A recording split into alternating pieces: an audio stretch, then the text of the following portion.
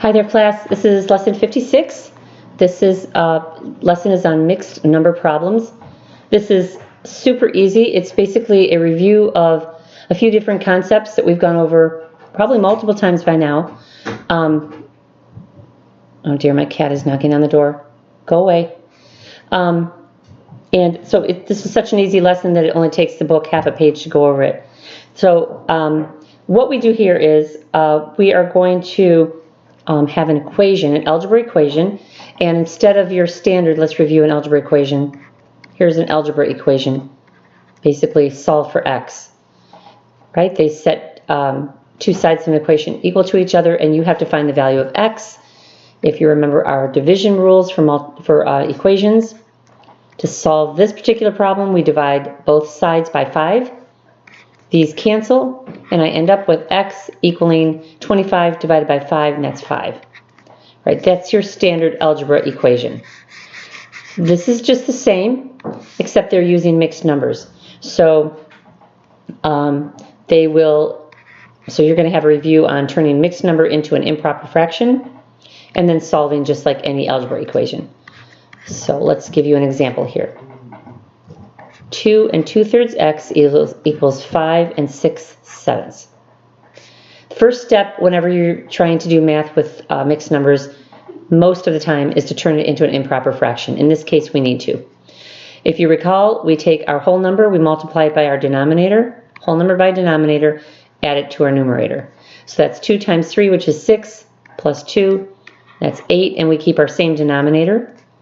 8/3 x equals 5 times 7 is 35, plus 6 is 41, and we keep our same denominator. Looks like I have prime numbers there, unfortunately. That means it's going to be a large number. The method they use to cancel or to solve for x is to multiply both sides by the reciprocal of 8/3. When I do that, that's going to cancel out my 8/3, like so. But I must also multiply my other side, not by 3/8. Yes, by 3/8, I'm sorry. And okay, I have only x on the left-hand side. That's what I want for any algebra equation. On the right-hand side, I would cancel if I could. Unfortunately, I have a bunch of several prime numbers, and nothing cancels. Okay, so 41 times 3 is 123. 7 times 8 is 56. Nothing cancels there. All right, and so that's all this lesson is. It's doing simple algebra equations with mixed numbers. Let's do one more real quick. I'll pick nicer numbers this time. Let's see. How about 2? No.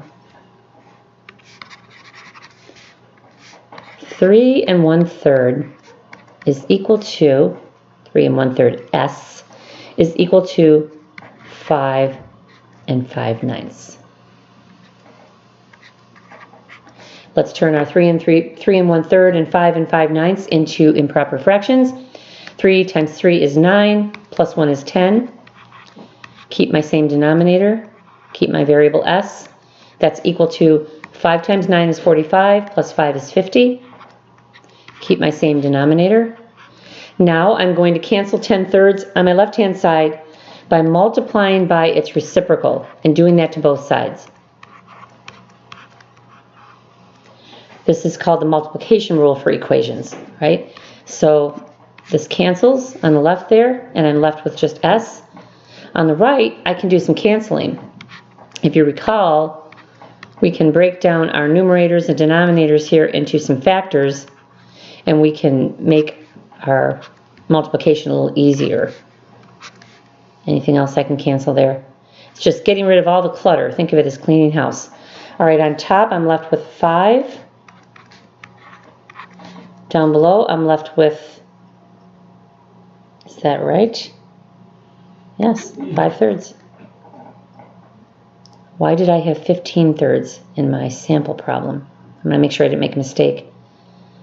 Well, I'm sure you'll catch me if I made a mistake. So my answer is 5/3. S equals 5/3. That's all this lesson is. So it's basically a review of turning mixed numbers into improper fractions and solving for solving for a variable in an algebra problem. I think you guys can handle that. Okay.